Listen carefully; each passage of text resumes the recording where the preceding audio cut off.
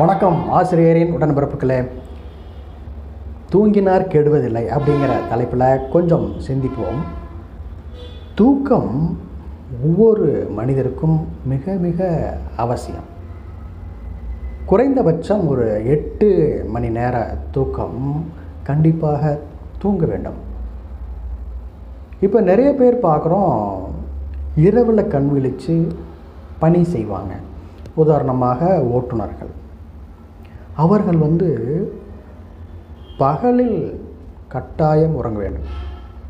இரவில் கண் விழித்து பணி செஞ்சுட்டு பகல்லையும் ஏதாவது பணி அவசரம் செய்தால் அங்கு சிக்கல் ஏற்படும். இப்போ சமீபத்தில் ஒரு நண்பர் விபத்துக்குள்ளாயிட்டார். என்ன ஏது என்று விசாரிக்கும் பொழுது அவர் தன் தவறை உணர்ந்து கொண்டு சொன்னார்.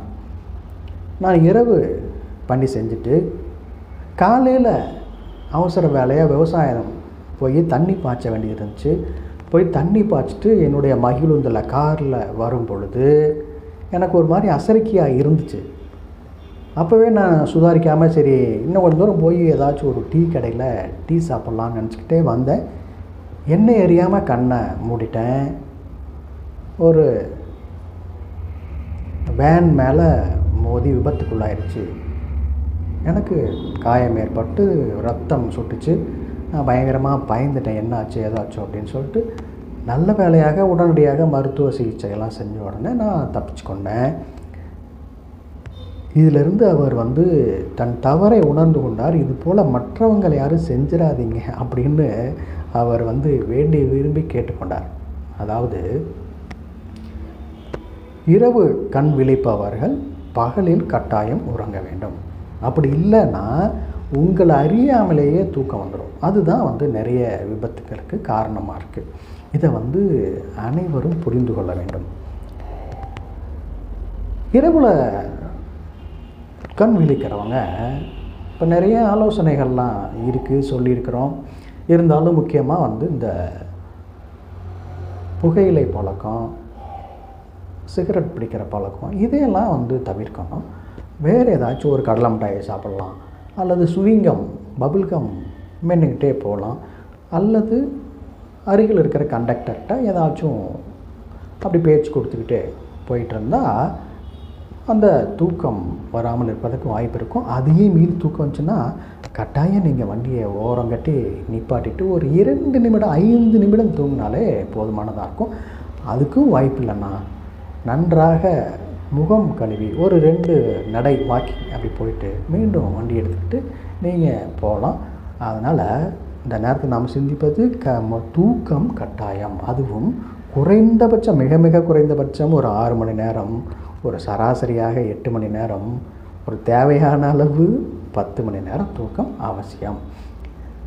ஐயன் திருவள்ளுவர் என்ன சொல்கிறார் அப்படின்னு கேட்டால், அதிகாரம் 68 வினை செயல் வகை, குறள் எண் 672, தூங்குக தூங்கி செயற்பால தூங்கற்க தூங்காமல் செய்யும் வினை. நீங்கள் தூங்குங்க, நல்லா தூங்குங்க. எதை நம்ம எப்படி செய்யணுமோ அப்படி செய்யணும். தூங்கிட்டு தான் செய்ய வேண்டிய வேலையை தூங்கிட்டு செய்யணும். தூங்கக்கூடாது. தூங்காமல் செய்கின்ற வேலையை தூங்காமல் செய்ய வேண்டும். ஆனால் எப்போ தூங்கணுமோ அப்போ தூங்கணும், எப்போ தூங்கக்கூடாதோ அப்போ தூங்கக்கூடாது. ஆனால் ஐயன் திருவள்ளுவர் சொல்லுகின்ற ஒரு விளக்கம், அதற்கு நிறைய பேர் பொருள் உரையெல்லாம் விளக்க உரையெல்லாம் எழுதுகிறவங்க என்ன சொல்கிறாங்கன்னா, சோம்பல் அதைத்தான் சொல்கிறாங்க. சோம்பல் இருக்கக்கூடாது. அந்த சோம்பலை நீங்கள் நீக்கிவிட வேண்டும். எப்போ நீங்கள் ஓய்வு எடுக்கலாமோ அப்போ ஓய்வு எடுக்கணும், எப்போ ஓய்வு எடுக்கக்கூடாதோ அப்போ ஓய்வு எடுக்கக்கூடாது அப்படின்னு சொல்லி இந்த குறளுக்கு விளக்கம் சொல்கிறாங்க. நம்ம இப்படியும் எடுத்துக்கலாம், அப்படி எடுத்துக்கலாம். நாம் இந்த நேரத்தில் சிந்திப்பது தூக்கம். தூக்கம் அப்படிங்கிறது மிக மிக அவசியம் அப்படிங்கிறது தான். இப்போ பகலில் நிறைய பேர்த்துக்கு தூக்கம் வருது. டிவி பார்த்துட்ருப்பாங்க. பார்த்துட்டு இருக்கவே கண் அப்படியே அசந்து போய் தூக்கம் வந்துடும். ஒரு சிலர் வந்து புத்தகம் படிப்பாங்க. புத்தகம் படிக்க கொஞ்சம் ஓரளவுக்கு படிச்சிருப்பாங்க, அப்படியே தூக்கம் வந்துடும். சில பேர் பாட புத்தகத்தை படிப்பாங்க. பாட புத்தகத்தை படிக்கும் பொழுது ஒரு ஆர்வத்தோட வெறியோடு போய் படிப்பாங்க. ஆனால் அவர்களே அறியாமல் வந்து தூக்கம் வந்துடும். இப்போ அந்த நேரங்களில் என்ன செய்யணும் அப்படின்னு சொன்னால், அந்த படிப்பில் உங்களுக்கு கொஞ்சம் ஆர்வம் இல்லாமல் தான் காரணம், அதுவும் ஒரு காரணமாக இருக்கும். கொஞ்சம் ஓய்வெடுக்கணும். தூக்கம் வருதுன்னா தூங்கிடுங்க. ஒரு 2 நிமிடங்கள் 5 நிமிடங்கள் தூக்கம் வந்துச்சு அப்படின்னு சொன்னால் உட்காந்து தூங்கிடுங்க, தப்பில்லை. அதன் பிறகு முகம்லாம் கழுவிட்டு நீங்கள் மேற்கொண்டு படிக்கலாம், அல்லது தொலைக்காட்சி பார்க்கலாம், அல்லது அலைபேசியில் பார்க்கலாம். ஆனால் தேவை அளவு அறிந்து செய்யணும். எதையுமே தொடர்ந்து படிப்பதோ தொடர்ந்து தொலைக்காட்சியெல்லாம் பார்ப்பதோ தவறு. இதையெல்லாம் வந்து புரிந்து கொள்ள வேண்டும். பகலில் வந்து தூங்கக்கூடாது, ஆனால் ஓய்வு எடுக்கலாம், அது தவறில்லை. ஓய்வு அப்படிங்கிறது ஒரு 5 நிமிஷம் நீங்கள் கண்ணை மூடிட்டு உட்காந்து ஓய்வெடுக்கலாம், அது தூங்கவும் செய்யலாம். ஆனால் பகலில் படுத்து மணிக்கணக்காக தூங்குதல் கூடவே கூடாது அப்படின்னு மருத்துவர்கள் சொல்கிறாங்க. அது வந்து தவறும் கூட.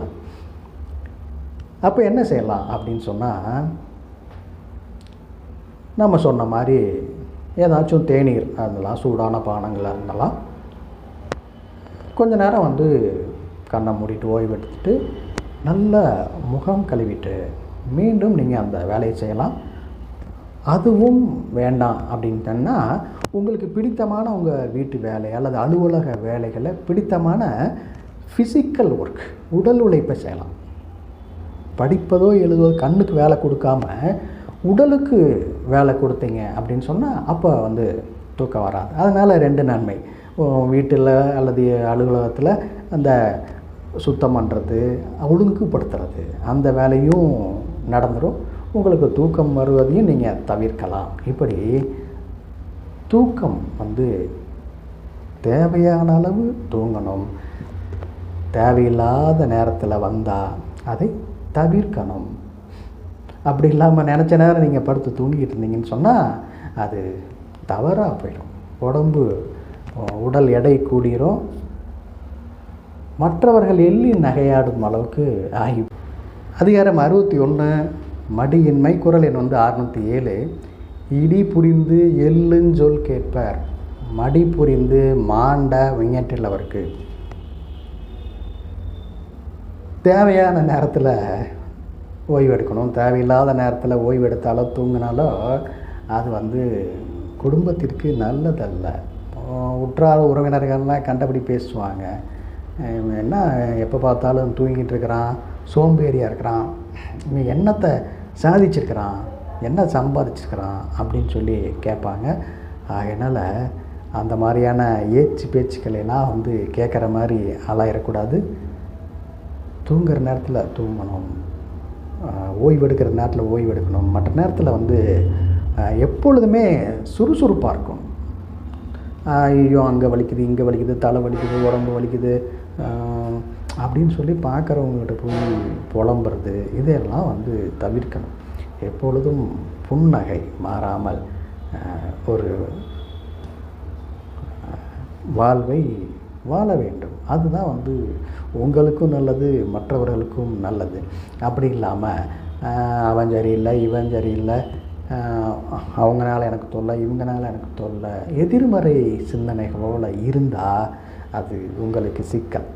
அது வந்து எப்போ வந்து உங்களுக்கு தூக்கம் வருமோ அப்போ வராது. தூக்கம் வரக்கூடாத நேரத்தில் தூக்கம் வரும். இரவில் நன்றாக தூங்க வேணும். அப்போ வந்து உங்களுக்கு தூக்கம் வராமல் பல குழப்பங்களுக்கு ஆளாகும்.